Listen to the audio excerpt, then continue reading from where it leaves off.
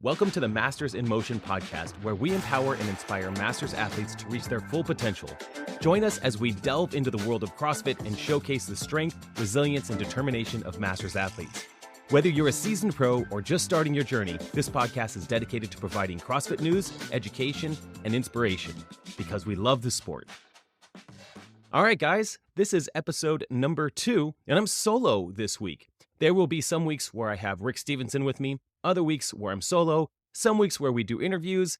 We're just going to leave this open and see where it goes. But I wanted to start out with news and updates this week before jumping into talking about the upcoming CrossFit Open, which kicks off the 2023 CrossFit Games season this week, which is awesome. I literally can't wait.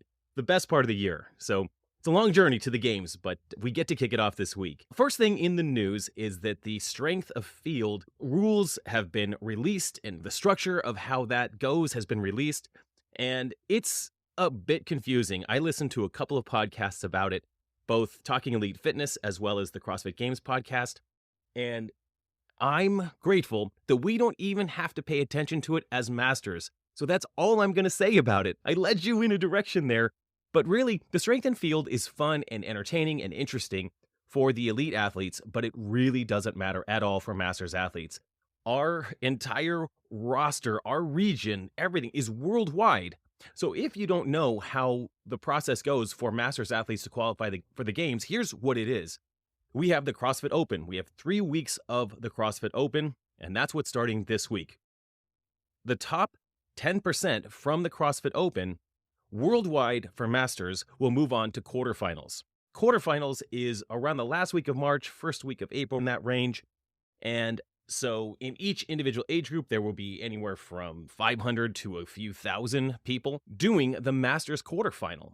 And that quarterfinal will be over 1 weekend. Workouts are typically released on a Thursday, or they'll release 1 or 2 workouts on a Thursday, and they might release a couple more throughout the weekend, or like they have in the past couple of years, they've released all the workouts, but then given you specific deadlines to complete those workouts, meaning you have to have workouts 1 and 2 done by Saturday at noon, and then the next 2 workouts done by Sunday at noon. So that's what that looks like. And from there, the top 30 in each age group will move on to semifinals, which is about 4 weeks after quarterfinals. And semifinals, and for Masters athletes, this is not an in-person event. It is a virtual event as well. The Open, quarterfinals, semifinals for Masters.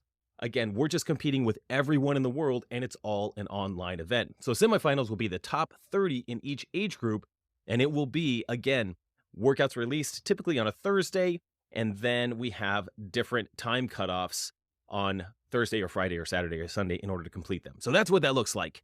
We don't have to worry about the strength of field. We don't have to worry about how many spots in our region. It doesn't mean anything for us. So that's great. Moving on, the next piece of news is that you have to register for the Open this week. You got to do it. If you are doing the Open, I strongly recommend that you go ahead and register online at games.crossfit.com. It's $20. Like, it's literally no big deal to go on there and do that. This is officially my 10th year completing the games, and I lost my first year data. I don't know, I created a new profile or something way back when, so it's going to show that this is my 9th year, but it's actually my 10th year doing the Open, and I have all of this data from years and years of doing the Open. All of that is tracked at games.crossfit.com. It's all in my profile, so I can go back and look at my Open scores. I can see how I've progressed year after year, and there are definitely those out there that recommend not signing up for the Open, not paying $20. And I just don't think that's a great argument. I think we're part of this world here. We are CrossFitters. I know that I love the sport. It's not perfect, and there's lots of problems with lots of different organizations. Doesn't matter. I'm going to go ahead and register for the Open, well, obviously, because I want to qualify for the games this year. But I think if you're on the fence, you should register for the Open. If it's your first year, you should absolutely register for the Open. Get a score in there. Even if you have to scale the workouts, you'll be able to submit scores. But this is creating the history of your future. You want to be able to, 10 years from now, go back and have all of this information, this data, how you performed, how you got better over and over again. I love going to my profile and seeing how I did in 2015 and how I did in 2016. I didn't even qualify for the games until 2018 and then 2019. And if we look at last year, I don't do particularly great in online qualifiers. I believe in quarterfinals last year, I might have been 7th and then 4th in semifinals. I don't remember specifically. I'm not going to look it up right now, but um, it's just good data. It's really fun to have. It's also just part of being a global community. You are doing this thing with the rest of the world. So you get to compare yourself to every single person, every athlete that does this. You get to compare yourself to people in your state, in your age group. You may have like hashtags, like if you're a first responder, you get to see how well you do against other first responders. Like, it's pretty cool. So just do it. Like, you might as well register. You might as well pay the $20 and be a part of this whole thing. And be sure to keep an eye out this Thursday. The CrossFit Open announcement is at noon Pacific time. I will go live on my YouTube channel just for reaction and then initial strategy and thoughts about the Open. Really fun. You can have the Open stream on your phone. You can have your iPad open with my stream. I'll also have the Open stream on my screen so we can just all enjoy that together. My YouTube channel is just YouTube at JASONGRUBB. So go on Thursday and we can all get excited and celebrate the Open announcement 23.1. All right, so what I wanted to jump into for this episode is to talk about last minute prep for the Open. I was brainstorming this and thinking about what it's like with just a few days left before the Open. Is there anything that we can do to focus on this week or even throughout the Open? What are some of my tips on that for beginners and games level athletes? And that's what I'm going to go through here. I'm going to spend just a minute or 2 or 3 on each category, beginner, intermediate, and games level, with regards like how you can prep for the Open. What are some things you can focus on?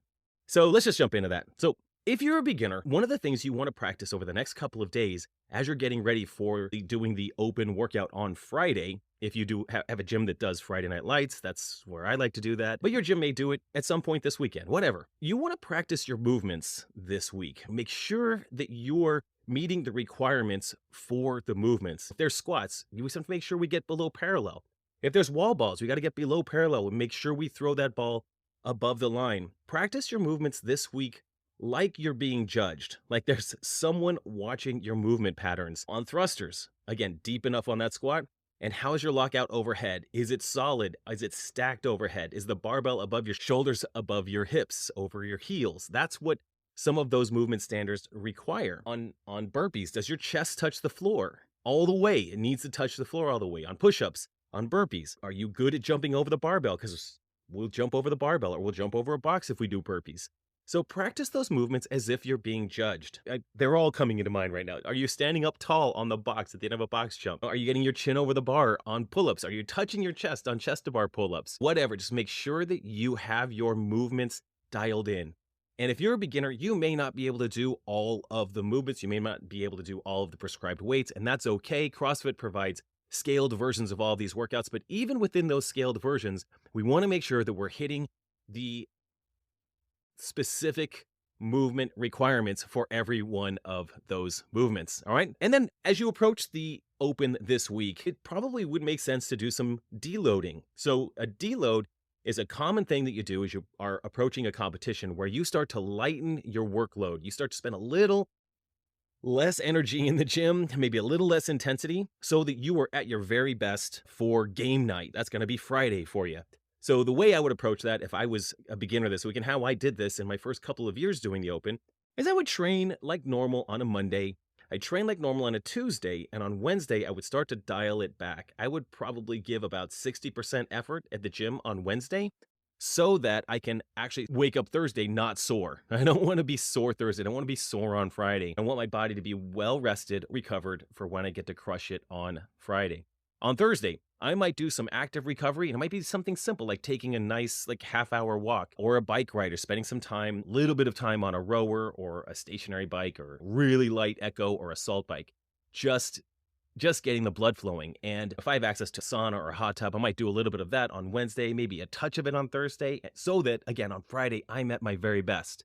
And on game day, for beginners, intermediates, and games level athletes, we want to stick to our routine. We want to make sure that we're sleeping when we usually sleep. We don't want to stay up late on Wednesday night, hoping to feel good on Friday. Go to bed at a normal time, get up at a normal time Tuesday, Wednesday, Thursday, Friday as you're getting ready for the Open. Make sure you're eating consistently. Like, what do you normally eat every day? How many calories do you take in every day? And just do that as a normal training day for the Open. Be prepared. Warm up. A lot of CrossFit gyms will be doing heats for the Open. So it's not going to be like a class. It may be show up for your heat at 5:30, which means you probably want to get there like 4:45 so you can start doing your standard warm up to make sure that you are ready for your heat. You might have to be in charge of doing your own warm up.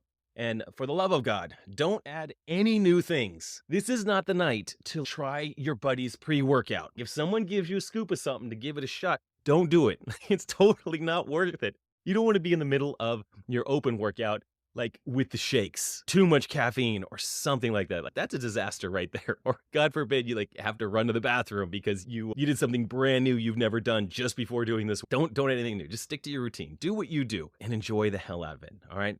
Intermediate athletes. All right. This is not your first rodeo. Maybe it's not your first Open. But what are some things that you can do to prepare and start to think about for this year's Open? Obviously, same as beginners, just make sure you're solid with all of your movements. Make sure that you are getting low enough on squats, you're getting high enough on wall balls, chins over the bar, all the things. Make sure that you avoid no reps at all costs. There is nothing worse in a competition than getting a no rep. It's such a waste of energy. So make sure you're meeting all of the standards. And if you need to do a little bit of practice, do that this week just to make sure that you are really dialed in. And start to think about optimizing your movements. Now that you're an intermediate, okay, so what's the fastest way for me to do box jumps? Do I step down with my left foot every time? Or do I step down with my right foot every time? This is a time to start to strategize. How do I move faster through movements? Because when we're doing transitions or a movement and we're doing high volume like we typically are in the Open, we lose a half a second on every box jump, but we could optimize that, maybe go half a second faster.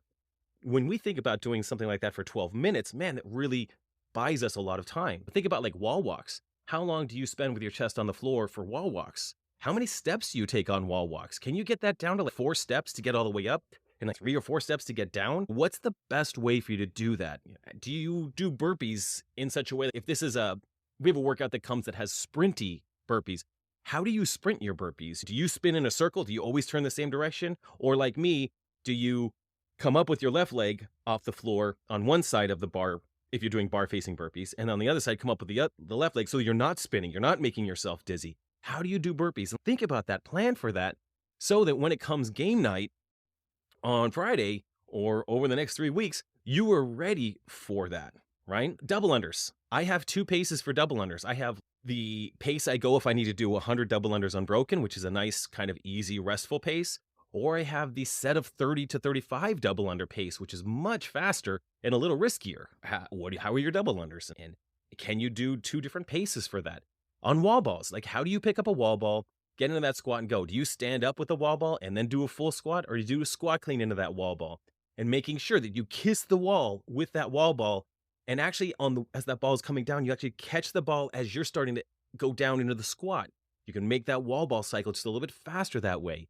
Getting in and out of a rower. It looks like we may have a rower in the Open this year. So if you have to get in and out of the rower multiple times, practice that. Like, how are you going to get in and out of a rower fast? If you lose 3 or 4 seconds every round of a workout, getting in or out of the rower, you're just burning time right there, when you can be not burning time. An example, what some guys do is they will loosen the straps, just loosen up that they can slip their feet in and out, but tight enough that their feet aren't slipping out of the straps when they're in the middle of a rowing workout, right? So you want to be able to slip in and out, but also not just slide out in the middle of the workout. And then some guys will even, like, once they find that perfect spot, they'll wrap some athletic tape around that rower strap to make sure it's locked in and it's not going anywhere. Where are you going to place the chalk? How much chalk do you need? How are you going to rest or breathe or pace through workouts? Like, these are all the kind of things that you can start to think about as you approach the Open as an intermediate athlete. Like, you can get pretty good at this stuff and you can beat like that nemesis at the gym. I always had one. Like in my first couple of years, there was always that nemesis. I wanted to beat that one guy or that one guy online. Like, I just want to get slightly ahead. So these are all these little shortcuts. When you plan ahead and you strategize, you think about how you're going to pace through a workout. How are you going to breathe? If the workout is like wall balls and toes to bar, I don't know, that'd be a terrible workout. But for me, I know that I would rest on toes to bar. I would breathe on toes to bar. I would get all the oxygen I need on toes to bar because those are easy for me. On the wall balls, I would find myself doing 1 breath per wall ball, and I'd be planning that. And I guess I wasn't going to throw this in here, but this is the last thing I'm going to say about this. For intermediate and for games athletes, one of the things that I like to do, and I recommend all my performance coaching clients do, is whenever they're working their strategy through a workout in a training session or even for a competition or for the open, obviously, you could practice these events, that you can practice these workouts in your head with visualization. So if you literally visualize what it's going to look like, 3, 2, 1, go, I'm going to run, I'm going to pick up the wall ball, I'm going to get in that full squat position, I'm going to make sure that I hit above that 10-foot line on that first rep. Every time I approach, I'm going to hit that. I'm going to do my 10 wall balls, and I'm going to go over to the toes to bar, and I'm going to do my 10 toes to bar. I'm just making up this workout, guys. So I'm going to do my 10 toes to bar. I don't need chalk on my first round. My hands are going to be chalky already. Cool, I'm back to the wall ball. Get that first wall ball to kiss the wall above the 10-foot line. Okay, I get through those 10, and now I go over. I have a piece of chalk sitting on the edge of the rig. I'm going to chalk up just the outside of my grips really quick, get into those toes bars. But you literally start to visualize the entire process of how you're going to get through that workout. When are you going to chalk up? How are you going to breathe? How many breaths are you going to take as you transition from one thing to the other? Like you go from wall balls to toes to bar. How many breaths will you allow yourself to take? Because that's one way that you can pace. So anyway, there's some free stuff right there. That's good stuff right there. And then lastly, games level. That's me. How am I going to approach the open? What does this mean to me? And I'm just going to talk in the first person here instead of giving advice. I'll tell you how I do this. When I look at the open, I look at it as a fun community thing. I get to be a part of something, which is really cool. Quarterfinals and semifinals, it's just me. Normally just me by myself going through a workout. Now, at the open, I get to be with a bunch of people. I get to do a workout with other people, and we're all doing it together. We all start together. We generally all finish together. It's really fun. So I'm going to have fun. I'm going to smile. I'm going to high five and be part of a community. I'm in Baton Rouge right now, so I'm going to be at Go CrossFit. If you are in the area and you want to come, you just call Go CrossFit and come do the open with us on Friday night. It'll be great. GEAUX is how you're going to spell that. All right, you all know that if you're down here. All right, but I think of the open as also a bit of a trial run for quarterfinals and semifinals. Here we have a prescribed workout. I'm going to set up my cameras and record this workout so that I can share that with you guys. I'm going to share it with the public, but also just as a way to practice for quarterfinals where we have to submit videos and semifinals where we have to submit videos. I always have 2 cameras on me. I always try to find the best angle. Unless CrossFit has some where they want us to put the camera, I'll put that there. And I'll always get clearance from the gym owner before I do that to make sure it's all good. But I just want to make sure I get some practice there. This week is going to be a standard training week for me. I'm with Mayhem, and this week Mayhem has us doing a deload week, although my workout today didn't feel like a deload. I'm recording this on Monday. It's awful. It was deadly. But it's technically a deload week, so that's fine. But I train through the open. So I'll train today, train tomorrow, train Wednesday, double sessions, which is pretty standard. On Friday, I will be a part of the community on Friday night doing the open during their Friday night lights. That they have a different name for it, but I'm going to go in earlier and get my first session out of the way earlier that day. And then my second session will be the open workout. I'm just going to do it that way. I'm not looking to peak at the open. Like, I want to do really well. I don't want to be embarrassed. I want to do well, but I'm not looking to be at my very peak. This isn't my Super Bowl right here. My Super Bowl is semifinals. So I know I'll get to semifinals, and I want to be as fit as I can possibly be, as healthy as I can be at semifinals so that I can qualify for the games. So I'll be training through this entire process. Over the next 3 weeks, the open is just another workout for me, but it's a workout that I get to record, have a lot of fun, get to do with the rest of the world, which is great. Yeah, like I said, I'll film each workout. I'm just checking my notes here. I practice camera placement. I'll upload the videos, so practice uploading the videos, even if you just upload them and keep them private on YouTube, just so you can see how long that takes, and submit your scores. Obviously, you have to submit your scores, but this is also one of those things that I get really nervous about. When I submit my score, I'm like, oh man, do I have it right? Do I have it right? And in 10 years of submitting open scores, I haven't made a mistake. In 5-6 years of submitting qualifier scores, everything has been perfect, but actually during semifinals last year, I submitted a score wrong. Yeah, I submitted the amount of reps on bar muscle-ups I got instead of reps for the overall workout. And it got published, and I was dead last, which was peculiar. And CrossFit fixed it for me because I submitted it incorrectly. But this is a good way to submit a score and practice and just know, like, it's a little nerve-wracking to submit that score. When it says, are you sure? You click that button. You're like, oh, I think I'm good. And then I'll check multiple times through the weekend to make sure I submitted my score. I'll set alarms on Monday at 4 o'clock my time just to make sure that the score is still there, that I actually put it in there, because you cannot submit a score late. If you submit it late, you're out. Games athletes, you're out. Also, I really like to think about strategy and pacing, as these are workouts that tend to be hints or clues, or maybe Adrian Bosman, who's programming the entire season this year, a lot of times there's hints and clues dropped into the open as to what we might see in quarterfinals and semifinals. So we might see a basic version of a workout, although it's deadly, but basic. In the open, we might see some more complexity of that similar movement pattern in quarterfinals or semifinals or at the game. So I tend to just really get excited about thinking about strategy, thinking about pacing. I definitely visualize these workouts as well. It's good practice. There's that urgency that comes with the open, like this is it. And I'm performing now. I'm not just training, I am performing. And there's a very different way that I approach workouts when I'm performing. And it's not different the way I approach it, but it's a different feeling that I have when I'm performing than when I'm training. But I am always working on strategy in workouts, whether it's performing or training. There's always strategy. I'm always thinking through it. I'm always thinking about when I'm going to rest, how I'm going to recover, how I'm going to breathe through these workouts. But the intensity, the urgency that comes with an open workout creates that little bit of additional adrenaline. And so I also start to think about, like, how am I going to manage that adrenaline? How am I going to make sure that adrenaline doesn't mess me up for my workout? Here's an example. I'll just share this one. I did this competition. It was early in 2016, 2017. It's just a local competition. And this workout started with push jerks. It was something like maybe 7 minutes of max push jerks, just with a barbell. But every time you set down the bar, you have to do 7 chest to bar pull-ups to earn more reps on the barbells. Every time you set it down, 7 chest to bar. So I practiced this at my home gym, and I did something like maybe 10 push jerks and then 7 chest to bar, then 10 push jerks, 7 chest to bar. I just practiced that. That was just my plan. And I got out there, man, I felt good. At 3, 2, 1, go, I went ahead and did something like 18 or 21 push jerks. I just felt great. I just crushed those push jerks. I dropped it, did some chest to bar, picked up the bar for more push jerks, and I realized the mistake that I had made. My shoulders were dead. So my next set was something like 4 push jerks. My plan was 10, 7, 10, 7, 10, 7. But because on that first round, I felt so good and there was so much adrenaline jamming through my system, I went through this huge set of 21. It messed everything up. So adrenaline can actually mess you up. Like, shoulders don't recover from pressing overhead because of adrenaline, but you can definitely overtax a muscle group because of that adrenaline. Yeah, practice that. Think about that. Think, man, as I approach this workout, I'm going to feel all kinds of adrenaline. What's my game plan? And how am I going to stick to it? All right. There's the intensity, the urgency, the pressure. All of that is there. We call that window pressure.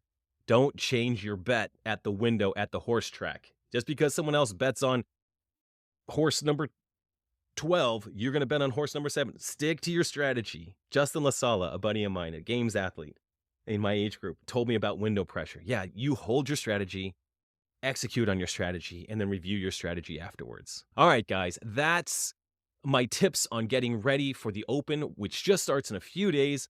Want to share one pick of the week that I have for you. This week, my pick of the week is the Crossover Symmetry.